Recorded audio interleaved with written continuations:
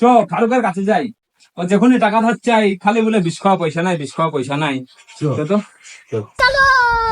এটা বিষ সঙ্গে করে নিয়ে এসছে। তাই তোরে বিষ তো সঙ্গে করলে এসছিস রে। ও বন্ধু বান্ধবের সুবিধা অসুবিধা বুঝে না।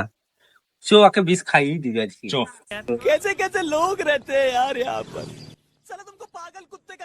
কি খবর রে তোদের? কিছু বলবি নাকি? হ্যাঁ বলতাম তো, তা 5,000 টাকা দরকার ছিল তো, তা 5,000 টাকা ধার দে। তোকে আর কি বলবো রে আনেসুর, হাল খুবই খারাপ। আমার কাছে বিষ ধর তো হেরাজন, আমি জানতাম ও এরকমই বলবে, তুই বিষ খাওয়া পয়সা নেই।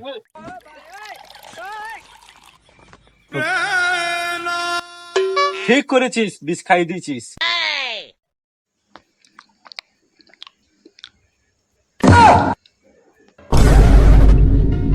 ये फंस गया सीएम।